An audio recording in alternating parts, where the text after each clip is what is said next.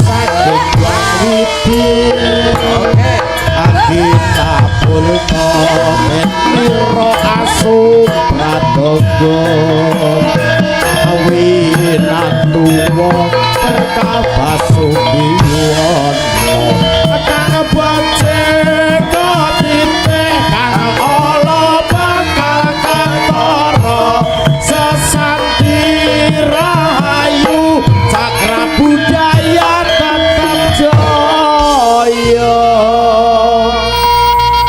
Oke, iki jenenge spot ala mbuh kuwi kon dilek nemu cah-cah iki. Selamat malam, Nduk. Sugeng dalu. Sugeng dalu. Pripun kabare sampean? Alhamdulillah pangestune kula sae. Seger waras. Alhamdulillah. Sehat walafiat. Alhamdulillah. Menika sowan ngendi mboten bingung, Nduk, niken? Mboten. Nang endi? Ponorogo. Ponorogo piye to kaya kene kuwi Madiun. Ayo Blitar to kaya Blitar. Waduh, sampean kok nyelot gedhi ngene sekolah mboten sundul ning sekolah kan. Nggih mboten. Tak tamat ki rumah saku ora tau. Cita-cita kula kan dadi Mbak Kris. Dalem? Cita-cita kula dadi Mbak Kris. Oh, Kris nyanyi ta? Nggih. Waduh, lha Kris nyanyi wae. Kris nyanyi tenan kok setahun kas numpak becak nu medun kok becak wis angel, becake katut. Dadi sange bangkeane iki nggo gowede to. Dadi katut sak sing medal ku malah dhuwur. Lah justru malah dadi Mbak Kris niku sae lho, Om. Sae pripun? Saged dibentuk. Lho kok dibentuk piye? Niku umpami olahraga seminggu niku pun dadi awake. Pun dadi napa niku? Dadi gentong. Ya aja Nggih gentong to. dadi gitar Spanyol. Wow. Soale postur kados Mbak Kris niki lek umpami diolah. Heeh, diolah. Kados masakan. Sae. Dimasak. Sae niku kados gitar Spanyol ngeten lho. Anu to, membodi. menggik mentol ngono ta. Nggih. Basane menggik mentol kuwi. Namanya membodi, bodi. Karena ini sudah paulen. Cek tambah Pokoknya sego itu paulen. pulen ki carane empuk. Ya. Ginjur-ginjur ngono. Nggih. Iki to bodi ki apa to bodi ki? Bodi. Kowe ngelokne Krisni bodi ki ombo gedhi. Ngawur. Mas aku kok ya. Lah tapi ngene iki malah nuduhne nek garwane kuwi kena diarani leh ngopeni tenanan. Nggih. Omah-omah kok bojone lemu. Ha kuwi sing lanang genah tanggung jawab penuh dengan kasih sayang dan memberi nafkah dengan sepenuhnya. Ngono lho. Pokok wong omah-omah sing wedok kok lemu. Nggih. Dadi ketok iki nek sing sajake kuru-kuru ngono ya mesti ora kopet. Berarti jenengan mboten tanggung jawab, mboten perhatian. Lah buktine Ha napa? Mbak Putri nggih kurus. Endi kuru? Lah niki. Ha, lha kuwi. Lek kalih Mbak Kris lemu pundi? Ayo nek dibanding kae panjenengan kae rabine wis luwih dhisik. Dadi lemu. Lah iki lho, iki rencana ya luwih tak gedhekne luwih saka Krisnia. Lah iki wis senam kok. Iki dhek iki senam lho, bendina iki senam. Ora lho, kowe senam kok nyelot gedhi aku ya ngono. Mas pancen gedhekne barang-barang kok butuhe. Iya. Iya benar. Kalau senam itu kita itu kalau tekniknya benar itu bokongnya bisa besar. Apa? Iya, bokong. Bahasamu Indonesia iki piye to? Bokongnya bisa besar iki. Bokong iki bahasa Jawa lho, Nduk. Kaya ngono Mas aku. Lah kalau pantat tidak sopan. Oh ngaten. Nggih. Ya carane bokong iki bahasa Indonesia nek sajake pantat ora sopan ya bakang lah, bakang. Karena oh dadi A, moto dadi mata. Iya. Iya dadi iya. Bokong bakang. nah kuwi bener. Iya. Wis kok manut aku iso keblasuk engko. Iya nanti kalau kan senam terus itu kan bisa membentuk postur itu bakangnya jadi semok, terus sasannya juga semakin Iya. semok. Bakang sama jadi semak sama galanya saya geda. Apa itu gala? Gulune saya gede. Oh, iya. Rumah saku kamu. Rumah saku. Sasa itu apa yang buat masak itu loh. Ya Allah, kula nduk, wah Krisni ora tau uruh sasa dek. Iya. Masak iki mek ngangge kambel lek luru ning buritan kok dek iki. Ora anu rumah saku. Dosa kok ya. Nggih, niki teng pundi, Om? Menika wonten Mlingi. Sumberaro. Tasik Mlingi niki. Iya napa mengkon Mlingi no. Tapi kok dingin ini apakah daerah pegunungan? Tapi tadi saya tidak melewati pegunungan, blas sama sekali tidak. Tidak menek-menek gitu tidak? Tidak. Tidak kita nanjak ukur-ukur tidak ya? Tidak. Waduh. Sama sekali. Lek kamu paham ya, waktu dienggok-enggokan kuwi mau. Lah, masalahnya tadi tuh ndak ada enggok-enggokannya. Oh, Tadi lurus. tuh iya ngececer itu. Oh, jalannya ngececer. Iya. Ayo kudune golek jalan sing ajake liuk-liuk ngono lho. Menggak-menggok ngono lho. Terus tadi sampai di sini tadi aku mudun dari mobil itu udah Iya. aduh asrep sekali aku gitu. Asrep ki bahasa Indonesia kok anu toh? Bahasa Indonesia kok campur aduk toh? Namanya juga Gen Z itu milenial. Ini yang punya gawe ini Pak Guru. Kok yang Bu punya guru. gawe toh? Loh, iya yang punya. Lah apa ya Rabu yang punya gawe? Sing yang punya hajat ini Pak Iya. Guru. Iya, iya. Sama Ibu Guru. Ya. Not ini apa namanya? Kuwi cakepan anu yo. Kuwi cakepan Lele lagu. lagu. Beliau seorang pendidik. Tadi bahasa Indonesia kita harus benar Cahayu, jangan awar-awaran. Iya, nanti setetek-setetek saya bisa. Kok setetek-setetek engko Caca do njaluk kaya sedikit demi sedikit ngono lho. Iya. Iya, sedikit-sedikit saya nanti bisa. Kalau Nah. sudah terkulina nanti juga bisa. Iya, memang betal. Pundi niku Pak Guru kali Bu Guru. Pak Didik Suryanto menika Bapak Wakil Kepala Sekolah wonten SMK Ndoko. Oh, Nggih, kepala Bu- sekolah. Bu Tinik menika juga seorang guru Bu wonten Tinik niku sing Kota pundi? Blitar. Sing aku dalem. Nggih, maksudnya sing pundi? Oh, nggih. Nah, itu Bu Tinik. Nggih, Bu Tinik kali Bapak sinten mau? Pak Didik. Oh, Pak Didik. Oh, nggih sing gondrong. Nggih lho aku gumun Pak Guru kok gondrong to Pak Didik iki. Nggih. Aku cara dadi guruno ya kaya Pak Didik rambutku tak dawakne. Tirase rambut pasangan kok niku. Ya ora to kok ya. Ora kok ya. Mengke nek minggah dijambak mawon. Aja, ora pareng. Paling ora ya niku asli no mboten Pak. Mesti asli menika asli. Rek manipun Asli, nggih. panjang. Beda karo dawane rambuté anu, Bu Tinik, rambuté Pak Pre. Pak Pre. Rambut Pak Pre biyen kan tau dawa to. Nggih. Tau dawa kae tiba-tiba catokan. Jadi dicatok karo sepet nalika semono. Masa nggih catokan cowok lho. Ya dicatok ben ketok dawa. Oh, Catok ya ora kok catok kolor kuwi dudu lho Nduk kowe aja. Lah niku lek katok. Katok niku. Malah mau genah. Masa Pak Pre niku nggih nate dicatok. Nah, Berarti harus dicatok harus, toh. harus perlu Dicatok. dicurigai. Ya, dhek nesu dicatok. Lah, Akhire kenapa? susi catoke dadi catak. Ngono. Dhek bingung tutu awar-awar tinggi tembel ngono. Hah? Bingung dhek. Catake apa? Catake cilik sing anu sing ibot duwe akeh mbiyen. Sing ibot ki duwe akeh catak niku. Endi catake? Saiki wis dientekne karo dhek wis disisiki ya. Tapi dalu menika buat mempelai berdua Cahayu. Mempelainya yang mana? Om? Ada asmane sapa ya ki dicatet aku ki lah. Oh. Iki lho Nduk tak dudohi. Iki lho, sapa jenenge? Mas iki. Mas Muhammad Iqbal dan juga Mbak Febriani Valentina. Nah, kudu diucapne selamat buat mempelai berdua. Ya, semoga- Saka Niken Salindri. Semoga menjadi keluarga yang sakinah mawaddah warahmah, semoga langgeng, semoga dengan adanya keluarga baru semakin berbahagia, dihindarkan dari bencana-bencana, dihindarkan dari virus-virus, dan semoga cepat diberi momongan. Lah aku lho sing penting. Ya. Duwe momongan. Iya, itu- Momongan ki apa to, Nduk? Momongan itu anak. Oh, anak. Iya, Tuhan menitipkan anugerah. Oh gitu. Iya. Waduh, jan kaya anu dhek kaya cara ustazah. Tuhan menitipkan anugerah ngoten. Itu Mas Iqbal yang hitam itu. Tak wetak Mas. Dari sini kelihatannya gitu. Nanti sampeyan wis petuk ta wau. Oh iso yang hitam aja ngono to. Tadi sudah foto sama aku tuh Mas. Sudah. Oh, lebih kecil dari aku itu. Tapi cabai rawit. Dadi cilik ning Sembodo itu sudah lulus dari kuliah ning ndi ya? Solo. Lah aku kira tadi peladen loh Mas. Tak Oh, tibanya mantan toh. Lah ndak bilang loh tadi kadung tak suruh pergi zaman ini. Maaf ya. Nanti foto lagi ya Mas ya. Iya. Maaf ya Mas ya. Nika ndak tahu Mas, maaf ya. Itu mbak mantannya udah lulus juga. Ya sudah toh Mas Oh aku. iya iya iya. Oh ini anaknya Niken ya ini. Iya. Lah kok ngono? Lah kok ngono piye tau iki?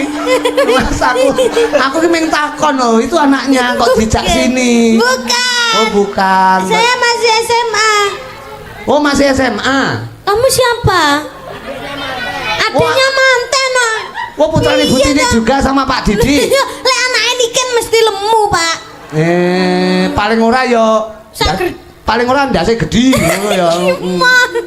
Tapi ngaturke selamat buat mempelai berdua, semoga berbahagia selalu Amin, selamanya. amin, Buat Pak amin. Didik Suryanto, Bu Tini sekeluarga tansah manggih seger kuarasan murah sandang pangan rezeki.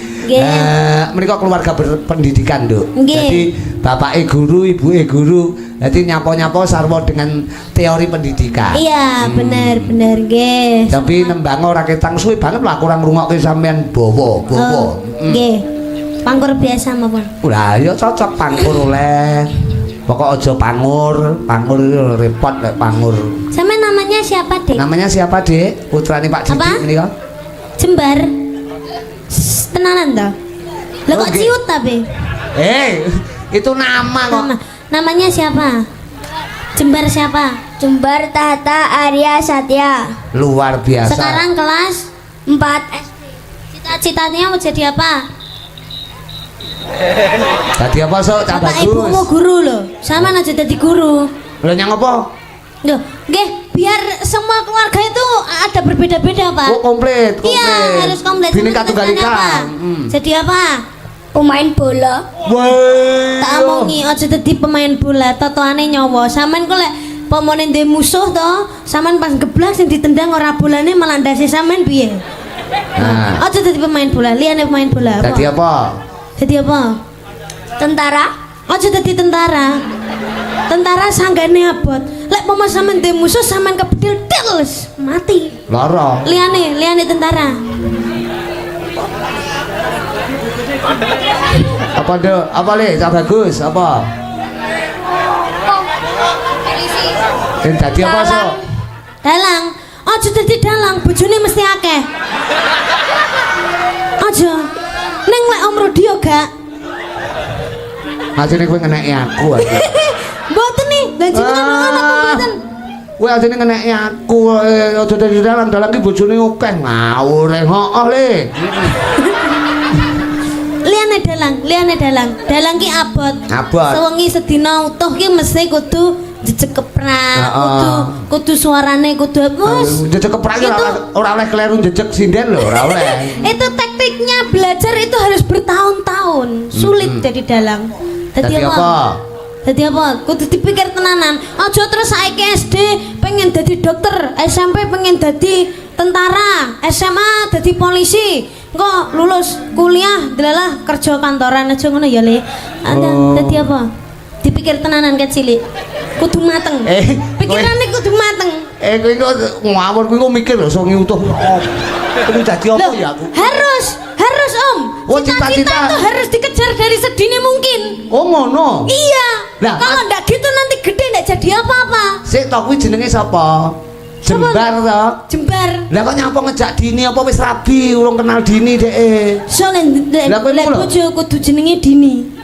Lah kowe kok sedini mungkin iki lho. Lah mau ngejar cita-cita apa ngejar Dini sire? Sedini mungkin itu artinya dari sekarang. Sekarang apa sedini? Dari kecil. Sedini ini segini ta maksudmu? Ora to. Sedini itu kecil artinya. Oh dari awal. Iya, dari awal. Lho mu iki tangane ra mok tol-tol. Ayo, Dam, cepetan. Iku lek kecekluk tak wetak lho engko rumah. Tadi Ayo, apa? Tadi apa tak bagus? Aku selak nyanyi ki. Apa? Bojone sinden? Oh iya. Aja tadi bojone sinden. Mumet. Cobaane akeh. Mumet. Sinden iki wedake larang-larang kok. Larang, cobaane akeh.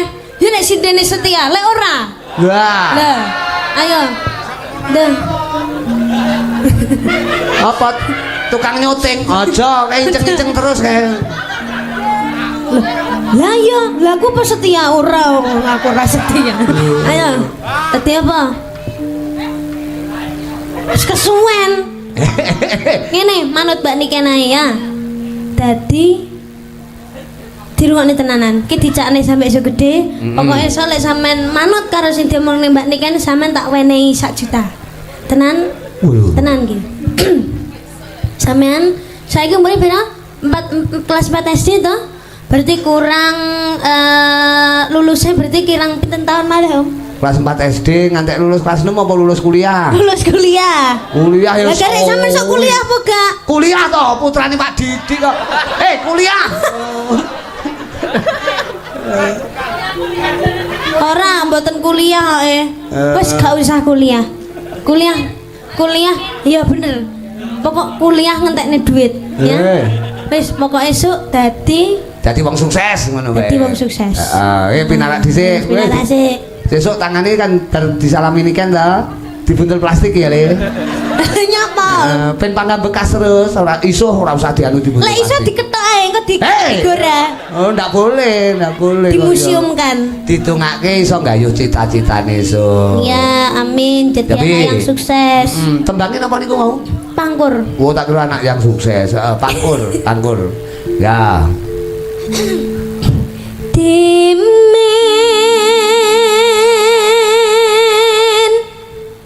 budaya ngrem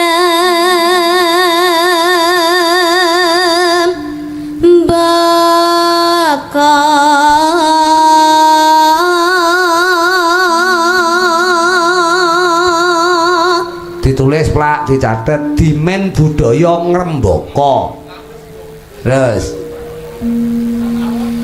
masih nangling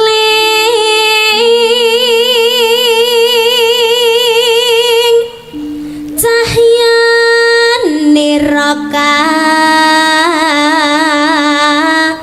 eksi. iki ketoke kok kaya Sandiasma to, Nduk? Nggih, leres. Dimen budaya ngrembaka. Mas Sinangling cahyane roka eksi. berarti Dimas. Terus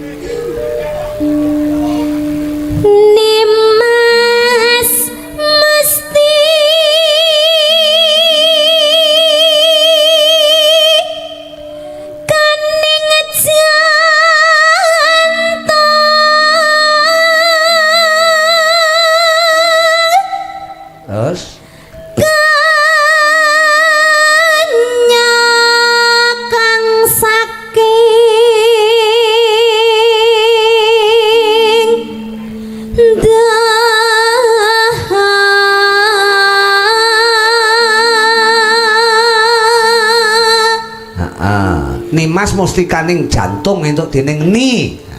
Kenyoken, bener. Nggih. Dimas Niken. Wah, aku sesuk tak gawe Sandiasma Mas Prih. Rame iki. Terus. Salawi rengrene nambang beksa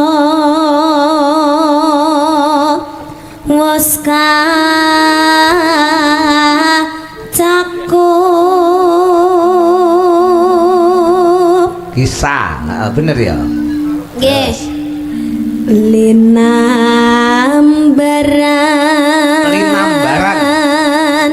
jiwa tama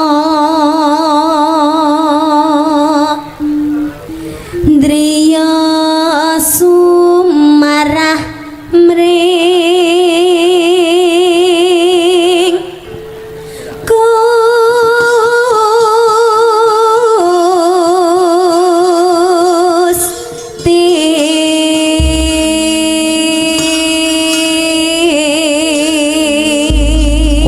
Dimas Niken Salindri Sandiasma. Yasanipun sinten menika? Niku sing napa nulis Nggih. lirike Mbah Sukron. Oh, Mbah Sukron Suwanda. Nggih. Wah, wis matur sembah nuwun. Wah, iki nggo semangat sampean lho, Nduk. Nggih, Menika terus ya sing nyiptakne niku nadane Bapak Cahyo. Oh, nadane niki wau. Nggih. Pangkur niki wau. Nggih. Sing Nino nano, Nino nano. Ki ora pangkur biasa to, Lho. Nggih, ning sing nembangne. Oh, yang menembangkan pertama. Iya, Oh, iya. ngaten. Kok keluarga seni kok ya. Tapi tibake napa Cahayu tembange? Sambung wanci dalu mawon nggih. Sambung wanci dalu ki. Kok ngono wae? Kae sing piye sambung wanci dalu? Sing gedhe. Oh, alah, sing gedhe pangapur kuwi ta. Nggih, nggih. Ah. Nggih. Ya, buka celuk saking riku buat sedulur kabeh sing penduduk Parangrawuh, juga buat keluarga besar saka Pak Didi, ana Mas Gunawan sing saka Surabaya, juga buat keluarga besar Bu Tini, ada sing saka Jawa Tengah, Nduk. Karanganyar Pondok Nggih. Parangrawuh, berkahi kaki manten ini manten. Nggih. Yuk. Sing gedhe pangapuramu Kang Mas papojanku jajang hatiku sambungku mong wanci dalu ngrupi dasarimu kalauman karepmu Kang Mas ngamra titisake luwih Mas karine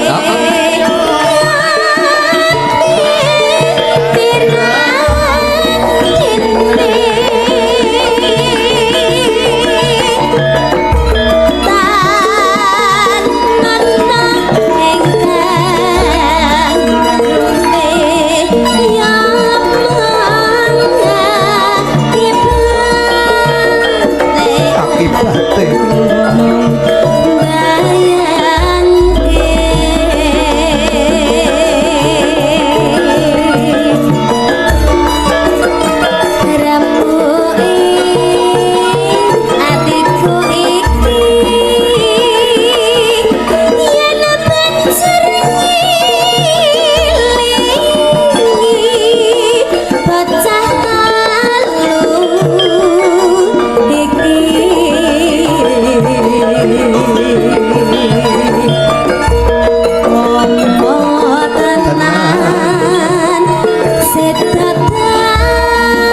Apa sih lo dadi?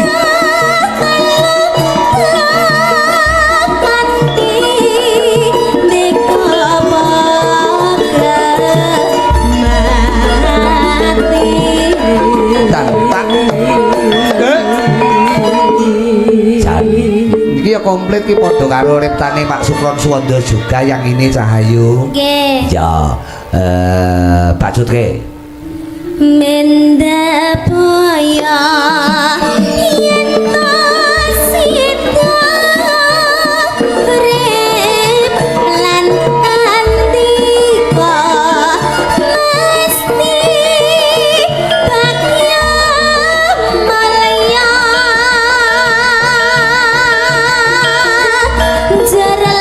jerlair putri Sulestia terus Yo. bisa nyuwara Yo.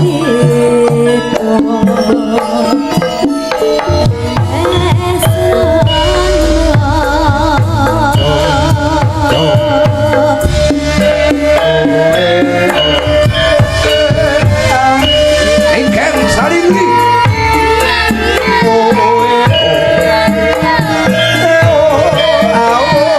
Ketembangan sambung wanci dalu. Kaya ngapa nggambarke wong sesambungan asmara. Pengen duwe cita-cita anak kang tulis cilinglang bisa nyuwara. Oh sinden. Iya.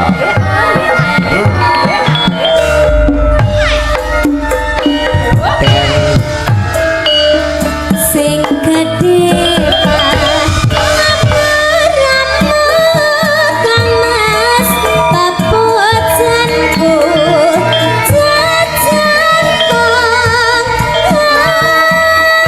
hatiku sambungku mong wanci